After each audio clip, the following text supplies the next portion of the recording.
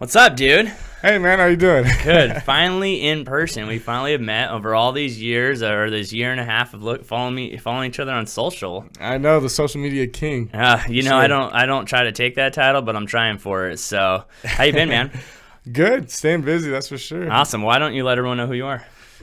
Nick Anselmo, co-founder of Balloon Brokerage. Just opened up in about September last year. Been in the business for about a year and a half, and staying busy, having fun. Yeah, man. You and Dylan remind me of me back in the day with like me and Tristan. Like we were a year and a half in at Rob's, and then it was like things were kind of going south. I'm like, let's just open our own thing. Let's do it. It'll be easy, right? Like all the things I didn't realize, like printers and oh my gosh, like the internet going out and all this other stuff. Yeah, definitely. Internet has gone out once.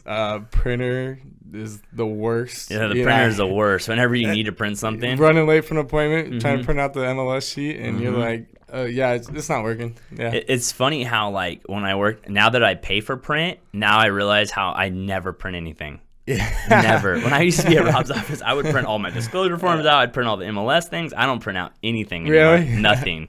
See, I still print out the MLS sheets. Oh, more for the client though. Just give it to them so they don't have to ask so many questions. They have like everything in front of them. No. So, what was the reasoning to get into the industry, man?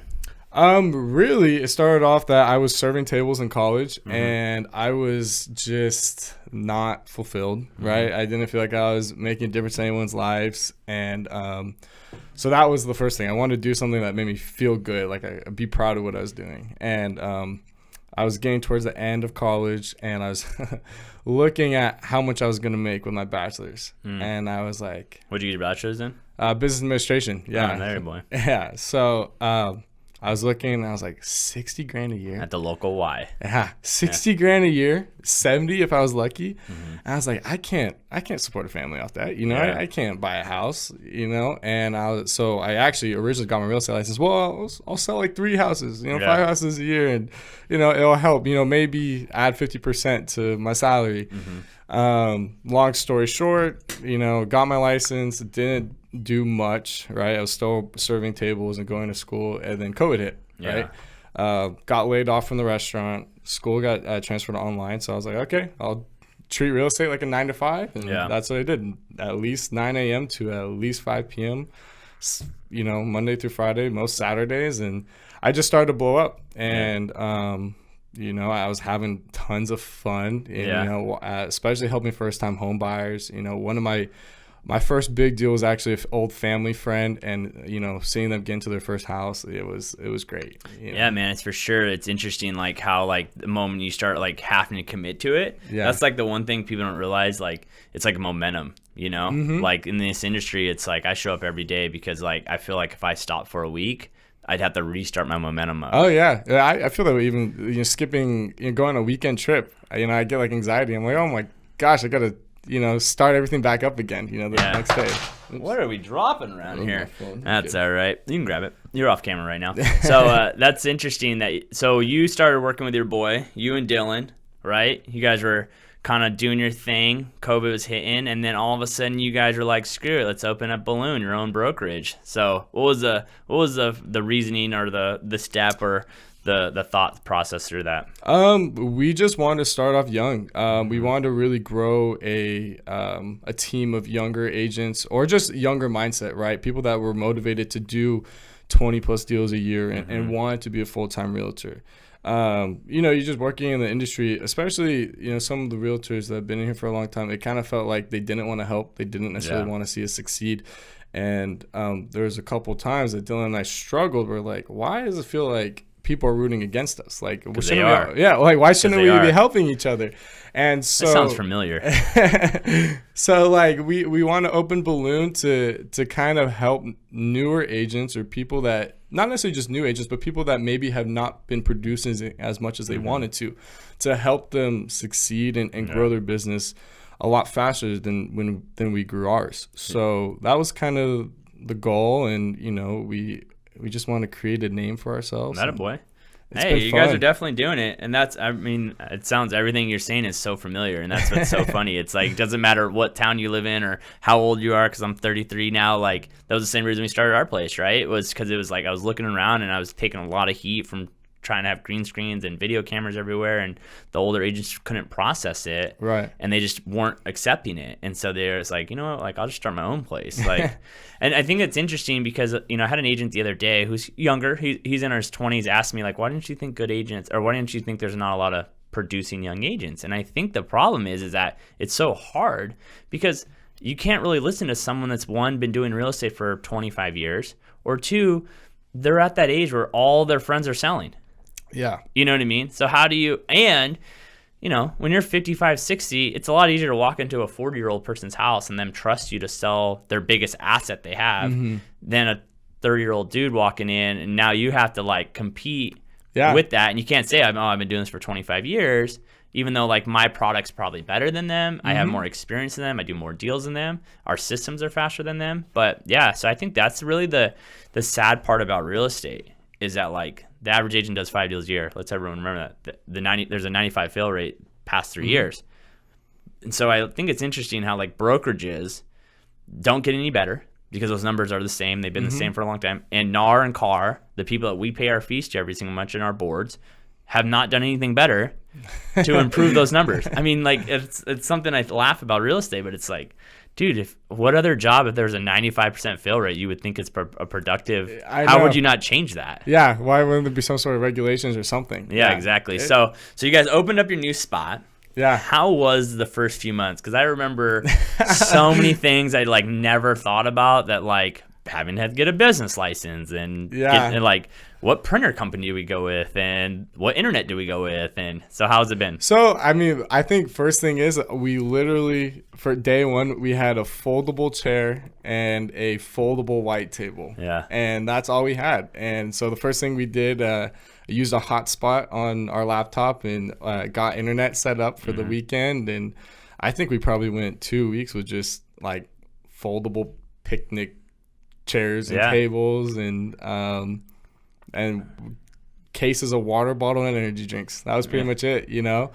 And then one of the first things we did, we actually invited our media partner in, and you know, he set up an office with us, and it's just, we did some videos, and we need to get better, you know. King of social media over here, we're trying to follow you, and it just started, again, momentum. It was kind of like we had to build momentum all over again. You know, we still had momentum from our individual business, like, you know, Nick's real estate and Dylan's real estate, but we had to build momentum of the brokerage. And so it took us a little while to probably get our first couple agents. Yeah. But then it was like we got one, and then we got a second, and then we got 2 more.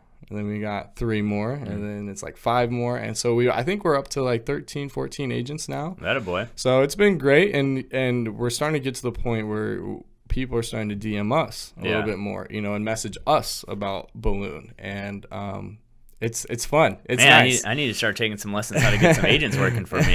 Holy crap. So do you guys feel like, so what is the mission for Balloon? You know, obviously you talked about, you know, having a name and things. Are you guys shooting more for younger agents kind of in the Temecula area, or maybe just younger mindset? Really just younger mindset, not necessarily Temecula at all. I mean, like one of our agents is killing it, but he's killing it in LA. You know, he focuses a lot in like Anaheim, Compton, Orange. You know, he does a lot of cities like that. We got a guy that works in San Diego County, you know, lives in Fallbrook, specializes in Fallbrook. So, I mean, really all over the place, not necessarily just Temecula Valley. Of course, that's kind of what our brand is built off of. Yeah. But it just the younger mindset, because we feel like you can always learn something no matter where you are in the business. For sure. I mean, like, we've learned things from our newer agents. Like, you know, we had this girl that had just got licensed, you know, like maybe a week before joining us. And she was like, what can I do to stay busy? So we pulled up basically phone numbers around a listing that we had recently sold. And she was just geo-calling, right? And she set a listing appointment like that week. And she had only been in the business for like less than 2 weeks. And she was already sending a listing appointment. We're like, wow. I mean, we just we told her to geo-call, and maybe we should try that. You know, we haven't done it. And so we started geo-calling, and we've, you know, set a couple of appointments. I think I've noticed women's voices do a little bit better on the phones than men, right? I don't know what it is. Like when we were cold calling expires, we don't really do that right now because the market's so hot. all the girls always set appointments. I would never. Really? Yeah, the guys would never set appointments. The girls would always set appointments. I don't know why. If it's like the softer voice or less intimidating. I don't know. Interesting. Yeah, women's voices I feel like does so much better. Like I have a woman's assistant. I would never want to have a man assistant because I like the difference between my voice and her voice. Right. Yeah. It appeals to different people. Exactly. So you have 13 agents. You guys are based out of Temecula, but you have are you guys doing like monthly meetings? Are you doing training? What are you guys kind of doing for your agents? Monthly meetings, right, with the whole team. And then we try to schedule at least a one-on-one meeting each month with each individual agent, right? Cool. So we, typically Monday through Friday, sometime to the week, we bring an agent in at 7:30 a.m. Yeah. Talk to them. And pretty much the conversation is just, what are some of your wins? What are some of the losses? Lessons you've learned, things that you need help with. Really just kind of get to know them, get to know what's working for them and what's not. And, we'll give our expert advice of what we think they could do to continue to improve their business and just really to get a feel for where they're at and how we can help. So you guys more trying as a team? Like, obviously teams are kind of a thing, or are you more like leaning more towards as a brokerage? No, more towards a brokerage. I mean, it's tough because everyone's an independent, right? Yeah. Everyone is running their own business. It's not like it's team Nick and Dylan by any means. But we still are trying to keep the culture of a team, if that makes sense. No, for sure. I think that's what I'm looking for here, right? Yeah. Like I only will interview agents that do at least 12 deals a year. Nice. Right? Yeah. Because I don't want to ever talk to you about a request for repairs, or I don't want to talk to you about a listing appointment. I don't want to talk to you about standard things because that's not really what I enjoy. Yeah. Right? I don't want to babysit you either. So 12 deals for me is like, okay, you know how to do real estate. You're motivated enough to do 12, but how do we get you to 24? Right. And that's marketing and branding. Yeah. And maybe some tips here Which and there. is what you're good at. That's what I'm good at, and that's what I enjoy. So it's like I've tried to do the team or brand new agents or whatever. It just doesn't fit my personality because I just get annoyed. Yeah. No, I mean, it's not a lot of babysitting. What we've realized has worked really well is that Dylan's got one of those cameras on his computer where you can screen record yourself and everything. And so he actually has created videos where he walks them through an RPA or walks them through an RLA or a request for repair. So we have kind of minimized the hand-holding that we've had to do by pretty much creating a file of videos like, here, watch this video. Yeah. If you don't know how to do this, watch the video. We'll double check, your offer and we'll read through it, make sure everything looks good. But it's been nice. I think we went into Open Balloon thinking it was actually going to take a little bit more coaching than it has so far. So we've been pleasantly surprised. And part of that comes with just having great agents underneath us so far, And that's so hard to find. I don't think people realize it's really hard to find motivated agents. You see these Keller Williams and you see these massive companies that have 200 agents at an office, and probably about the top 5% of the people in there do all the deals. Oh, yeah. You know what I mean? So are you guys did you feel like when you guys started Balloon, obviously you're talking about momentum coming, did you feel like it took away from your business because you were trying to focus on the brokerage so much? Or did you feel like just momentum switching a company was the reason you guys had to get things going again? Actually, I think honestly, I think Dylan and I did take a little bit of a hit in November. Yeah. I don't think neither one of us closed as many deals as we thought in the month of November because opening the business in September, trying to get acclimated in October, there wasn't as much prospecting going on as we had wanted. Luckily, I think both our December and January were just monstrous. So, I mean, we caught up quick. But I think there was a small downturn and again, in November that came from opening up the brokerage, trying to get some agents in there, buying furniture. Yeah, people don't realize how much furniture is. Oh, my God. Furniture is so expensive. And then, you don't want to go cheap, and then you don't want to go really expensive. And then you're like, oh, my God, chairs. I was talking to someone today. Chairs. Yeah. Chairs are like $100 a pop. So you see 12 chairs, that's $1,200. It's not cheap. No, everything's added up. It adds up real quick. And that's something that was something that was an eye-opener to me when I opened this place, because when I left Rob's, I had no escrows. It's the first time in my career I had no escrows. Wow. So I was like, oh, this is perfect timing. But I didn't realize how much of a headache starting all new branding, switching to another company and all that stuff.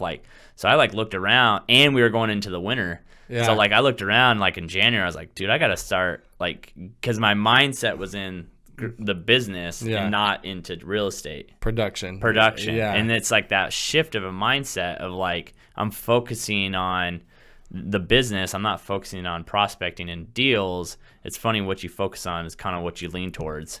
Yeah, I think what helped us a lot is that in December we hired a director of ops or an assistant for both myself and Dylan, but also for the brokerage. That's cool. Right. So that helped us a lot in terms of, building the marketing material and, kind of taking some of the nitpicky stuff off our hands to allow us to continue to focus on our personal production, but also be there for the team, you know? Yeah. So are you like doing a lot of time blocking right now? Like, cause like when I was running a team, like they could get a hold of me from 9 a.m. to 10:30, and outside of that, they would be able to get a hold of me at 2:30 to 3:30. Yeah. I mean, so the way we have it, we have a brokerage group chat, right? And then we also have a group chat with each individual agent. So obviously the brokerage is the brokerage, and then each agent is me, Dylan, the director of ops, and that individual agent. So whenever they have a question, they just shoot a text in the individual group chat, and one of the three of us are always there to answer. If they want to do like a 30-minute meeting or whatever, we try and ask them to come in between like 7 a.m. and 9 a.m. because Dylan and I like to keep the 9 a.m. to 6 p.m. strictly for, production, right? Prospecting, all that good stuff. Yeah. So what was something that, you've been in the industry about a year and a half and you only joined it because of COVID. What is something that, obviously you're like, oh, I'm just going to get my real estate license, do a few deals. Like, what is something that was a little bit harder in the industry than you thought it was going to be? Definitely the time, right? Yeah. Like, I feel like a lot of people think, oh, you join real estate, you work 2 hours a week and I'll close 5 deals, 10 deals. It's not like that, and I quickly learned that. Part of it was I think the original brokerage I was with, I had no idea what I was doing, right? When I switched, to the other brokerage, I was there 9 to 5, and that's when I blew up, just because it's just hard work. It doesn't take.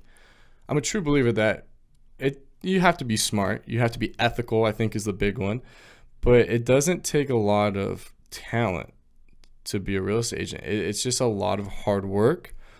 Great communication skills, I think, and just being ethical. Like, seriously, like, just being genuine with your clients, I think, takes you further than anything else. I think that's so funny that you said that, because a lot of people are like, oh, I just want to get in the industry and help people. I'm like, okay, that's great until you have 20 grand on the table. Yeah. And you haven't closed a deal in a few months. Like, what do you do? You know what I mean? Like, do you actually sell the thing? My first deal ever, I remember driving, and I remember my client being upset about something. I was like, all right, we just got to cancel. And I remember being in like a month and a half in the industry, no money, and I had to say like, all right, I'll send you the cancellation over. And she's like, you know what, forget it. Let's pull it out. You know what I mean? I'm like, okay, let's do it. And like, that was like a hard text. Like, I could have easily been like, oh no, it's no big deal. I'm like, no, if you want to cancel, let's cancel. And I think that's something that people don't realize. It's like, is that like your livelihoods and your time and energy to not get paid. It's like, especially right when you're at the end, or like a client like you've been showing for 6 months walks into a new build without you, and you're like, sweet, thanks, man. I just had that one happen to me. That's why I'm salty right now about it. Now my first, I think it actually might have been my second transaction, but my first listing ever, I took a huge commission cut. Oh, really? To get it, and on the assumption that I was going to help her buy, right? Yeah. Got her into 2 different escrows on her replacement. She backed out of both. Walked into a new build. Hit up a listing agent. So note to self, agents, if you're ever going to do that, always do it on the buy side. Yeah. And that's the thing too that a lot of agents don't realize is like, or clients don't know, or people in general, is like when you see driving around, you see those list signs like, I'll sell your house for 1%, like, you just financially can't be done. Yeah. Like, I don't understand how those people make a profit, because it's like, after you pay everyone, then unless you're using cell phone photos, no assistant, no anything, and it's the cheapest thing possible. And, I have a client right now who hit me up who's working with Redfin, and I just got her and whatever, and she's like calling me. I'm like, you're technically in contract with a Redfin agent. I can't help you. Legally, I cannot talk to you. And she's like, I just have no guidance. I don't know what's going on. I said, you are the one that wanted that $1,500 credit back at the closing of your buyer side. That's not, I don't know what to tell you. I can't change that now. And I don't think people realize is that I say this a million times. There's nothing better that's cheap. Yeah. I have never gotten anything that's better cheap. Seriously, name it. I love how we want to. Would you go to the cheapest doctor or the cheapest lawyer? No, you don't. So it's an industry where I would really like, it'd be a great idea, and I really wish if I ever ran for the car board, or I'd make real estate dues every month or every year $15,000. You know who said the same thing? Was Dylan. I'd make it $15,000. Dylan said the same exact thing to filter out the not so good agents. I'd almost make it 20. Say like, screw it, it's $20,000 a year to be a realtor. You know how many people would not be in real estate? I'm not worried of losing out to the top producers, the Brad Allwines and guys like that. Like, oh, that's cool. Like, I know I should lose to him for the most part. But like, it's the one-off people that really frustrate you, because those are the people that call you like in the middle of escrow, like, I'm in escrow with someone. You're like, thanks. So how can I help you? Yeah, you're like, what do you I have some questions. I'm not your agent. Yeah. Oh, well, they're not returning my phone call. Well, that's why you should not have used them. So obviously, you said it was time. Did you feel like who you were working around really helped you too?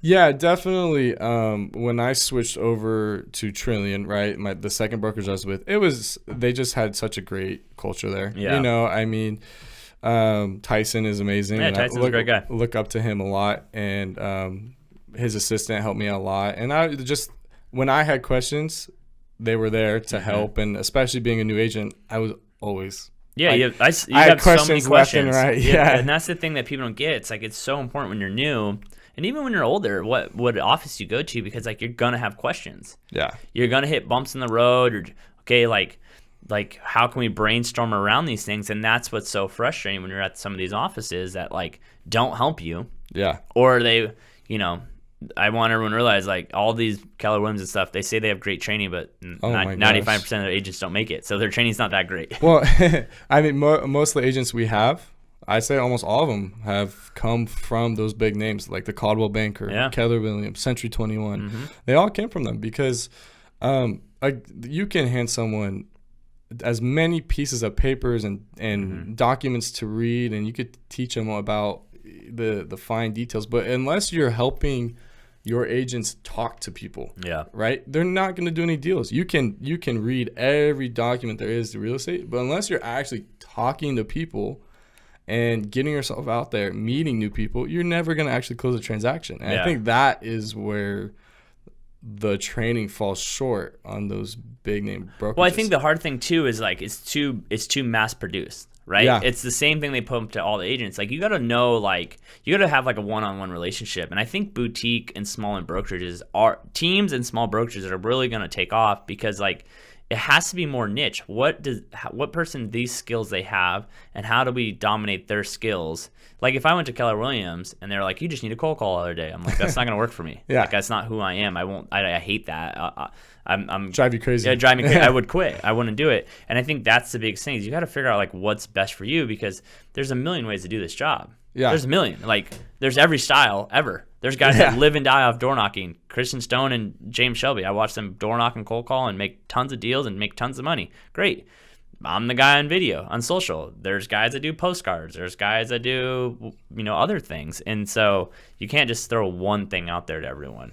Oh, yeah. That's actually one of the first things we do is when we bring on a new agent, we say, hey, your homework tonight is seriously go home, think about what you would enjoy. Mm-hmm. Here are some of the common ways that you can grow real estate. And it's usually will be like, you can cold call, you can door knock, you can hit up your sphere, you can do, post a lot. We give them all these options. Go home, think about what you think you'll enjoy the most, come back tomorrow, and we'll build your we'll try and build your business around that niche and see how that goes for you. Yeah. So when it comes to the company, you and Dylan, are you guys like both 50-50? Yeah, 50-50. So do you guys have weekly meetings talking about the direction of the brokerage, or and what are you guys trying to do new for 2021? We try and do like a 5-minute meeting every morning between me, Dylan, and our assistant. But of course, we're all in the office together all the time. So I mean, even though we have like that 5-minute meeting, we're always interacting. Like, we always keep each other updated. Dylan and I will be like, "Guess what just happened?" Like something really great, or like, and then we'll be like, damn, you know, like that's what just happened. Yeah. But as far as 2021, Dylan and I both have a goal of 52 transactions personally, and then for the brokerage, we want a deal a day, so 365. That a boy. That's the goal. You know, that's the goal. Hey, listen, man, I've been shooting for 40 million for 4 years now, so one of these days I'll get to 40 million on myself, you know. But that's awesome, man. So, you know, obviously you kind of said, you know, what you thought was harder was time. What's some advice you would give to someone new? You're still a year and a half in the industry and you're doing some crazy things. And I want people to realize this. And this is something that probably happens to you, and it definitely happened to me and still happens to me. Like, you see what we done, that's not the norm. Yeah. It's not the norm. Like, don't watch what I've done or what he's doing or Dylan's doing and being like, oh, I'm going to start real estate. Yeah. And that's what's going to happen. You know, start watching, you know. So that's the funny thing. People just think that it's so easy. I'm like, it's very hard. But like, so what's some of the advice you would give to a brand new agent? Don't get discouraged. I think, like I said, I didn't do well until I went full time because I got laid off and COVID hit and all that. But I got my license in September of 2019. I did one deal until I think May of 2020. So, I mean, it took that's like 6 months. I didn't really make a penny, you know. And at the brokerage I was with, my one deal, I made less than minimum wage when you factored out time, you know, because the splits were just a killer.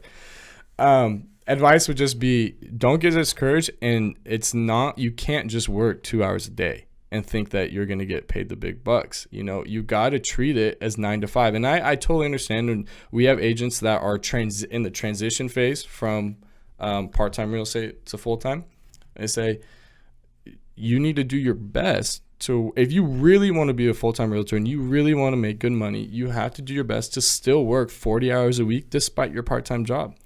You know, that's how you're going to get a couple deals under your belt where you can leave your part-time job and just focus on real estate completely. But it's just hard work. I mean, don't get discouraged and just keep working hard and expect to not get paid for the first 6 months. I mean, easily. I didn't. Dylan didn't. Yeah. I think too many people realize, like, you got to have some cash to do this. Like, you got to have to plan on having some cash. And that's something I always tell people, like, if you're broke now, don't get in real estate. Yeah. Like, if you're not making it, if you have no money right now, do not try to become a realtor thinking you're going to make quick cash. It's going to cost you way more money. And, you know, I'm the worst person to talk to about getting into real estate. Because I've watched so many people get into this industry, blow like $3-4 grand to get in, get their business cards, get their photo shoots, and then they're out, a year later they're out because they can't make enough money, or their significant other can't handle the job, because this job's demanding. Oh, extremely. Especially when you're new. I mean, it cost my engagement, you know what I mean, 5 years ago. Like, I mean, it's hard, and you have to fully commit to it if you want this to work. Yeah. And, you know, and I think that's the biggest thing that people have to realize, is that it's nothing. It's just hard work. Do you feel like it's super important to people to figure out, you know, what brokerage to go to or what team to join? Extremely. I mean, if I would have gone to the correct team the first time, I'd probably be even further ahead than I am now. Mm-hmm. You know, the first team I was with, again, I did one deal in like 7 months, and it was terrible. And I think that's the thing that people don't realize. Like, they don't care. They're not going to call you and be like, hey, why aren't you showing up today? We're all independent contractors. Yeah. You know what I mean? They really don't care if you do deals or don't. No, it doesn't make a difference to them. They don't make any difference. And then if you pop one off or pop two off, they're planning on you to make 1 or 2 deals a year. Make an extra 10 grand off. Make an extra 10 grand off each agent, and then they're golden. Oh, yeah. They're sitting pretty. And so are you guys coaching right now? Do you guys coach with anyone? You and Dylan, or no? Do we have coaches? Yeah, like, do you coach with like Tom or Mike or? No. No? Yeah, I mean, I think I've definitely thrown it back and forth, especially. I threw the idea back and forth before I was doing well. Mm-hmm. Since then, I haven't thought about it much. I mean, I've just been so busy, and, you know, I feel like there's not enough time in the day to do the production and, you know, to keep up with what I'm doing now. Not saying like coaching is a bad idea. It's just not something that I'd be super excited to do. Yeah. So are you guys doing anything to like kind of like grow? Or do you guys like read books or watch a lot of YouTube videos, or is there anywhere you guys are like trying to grow that you could maybe say that you're doing that's kind of helped you? Not even just right now, but just while you were with when you guys first started and all that? Were you guys reading books or watching videos or learning or? Mine was YouTube videos. Yeah. So when I first started, so I picked up like I think $120,000 lead from realtor.com in Palm Springs. Nice. And I don't think I'd done really any deals yet. Yeah. So I was like, gotta do it. So I on my little dashboard, I put my phone and listened to YouTube videos of how to get started as a real estate agent. And one popped up about Facebook ads. Mm-hmm. I was like, oh, that's a good idea. You pick your own budget. So that I didn't get the deal. Drove 4 hours but there and back to Palm Springs. Didn't make any money off of it. But came home, created a Facebook ad, and got my first listing probably like 3 months later from the ad. So I mean there's always room to grow. There's always room to learn, and that's something that honestly I should probably start again. Is I should make more time instead of listening to music between appointments or in the car. I should probably start listening to more podcasts. Yeah, that's why my goal is to read 45 books this year. You know what I mean? It's a lot of books. Yeah, it's a lot of books. Yeah, it's a lot of books. I'm at 30. I have 39 to go. So, and that's the problem too, because when I first got started, I was like into Gary and Grant and Joshua Smith and all these guys, and I was consuming so much content, and then like I got too busy. Right. I got so busy where now I'm like, all right, like I'm good. Like I like fell off, and now I'm like trying to ramp back up again. So when do you read? I mean, because clearly you're doing tons of deals. I mean, I would say. The hands down, there's only two people in my career that literally like if there's only two people you have to watch in this in real estate, and it's so funny is not Grant Cardone, is Gary V. Like I ride and die off Gary. Whatever Gary says, I do. It's the whole reason I've made so much money in real estate is because of Gary. And then the other person when I first got started was Joshua Smith. I took a you've never heard this story, so I'll tell you.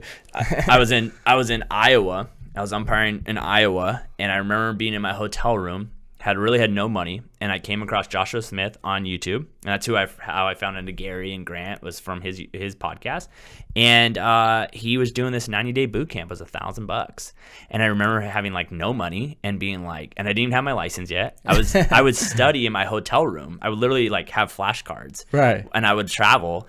And when I would go through security, I would see like my suitcase like go on the X-ray, and it would have like all my flashcards. And they're probably like on the bottom. They're probably like, "What does this guy have in there?" And so I remember going to take a shower to get ready for the game, and I came back and I just like put my credit card in, and I was like, boom, $1,000. I was like the biggest investment. That one investment, $1,000, has made me so much money. But and then I just dove in hard. Like I would unplug my TV when I lived on the road, and I just read books. And wow. I'd read Gary's books and Grant's books and all these books, and then I'd watch all of Josh's videos, and I just got super consumed with it. And it's literally paid off because it kind of built my like foundation, you know? Like Josh was like the foundation of like how to do open houses. I still to this day put out 50 open house signs on every freaking open house. 50 every single time. 50. That's a lot of size. Bro, 50, right? 50 every single time. And I would work double open houses every single week when I first got in the industry, Saturday and Sunday. So I would call agents, "Hey, can I work your open house? It's vacant. Yeah. Can I work your open house? Can I work your open house?" And I would be putting out signs and suits, and I'd be sweating through my suit, and I'd be dying. I'd do that every single weekend. That's funny. I did that too, and then COVID hit. So yeah, every single weekend. And then so I just like Grant and like literally, and then I started following Grant, and just the afternoon of times 10 and having to work 10 times harder than you think you need to, and think 10 times bigger, and you are what you consume every single day. It's the dumbest thing ever, and you think it's so like whatever, but it's true. If I'm consuming good content every day, it's gonna make me think of new things to go do. The reason I come to the office every day is not because I need to be here every day, but I come here every day because like maybe a new idea hits me. Yeah. Right. And then this happens. And that's what I used to do when I was new in the industry. I would sit in that office. I was sleeping in Beaumont on a mattress on the floor, living out of my trunk. Like I didn't want to go back to Beaumont. Yeah, right. Right. And so I would literally like sit in the office by myself at Rob's office, and I'd be like, okay, that's a new idea. Let's try to do that right now. Yeah.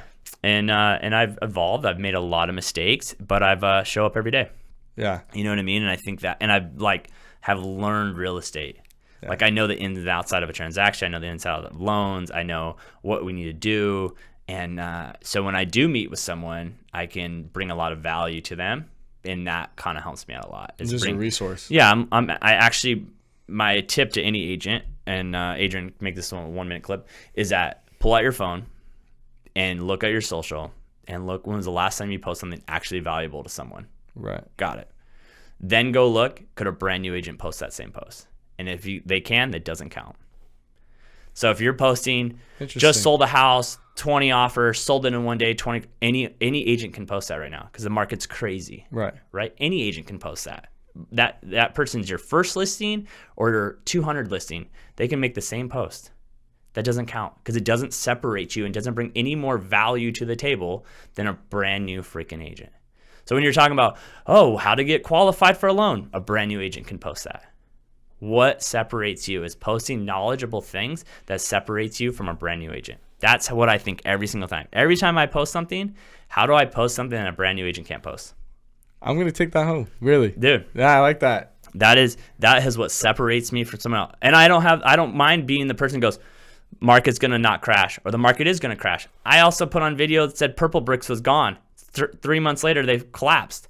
I got that on video. Me saying Purple Bricks is done. And then it happened. So I'm not scared of putting out what I believe. Right. You know?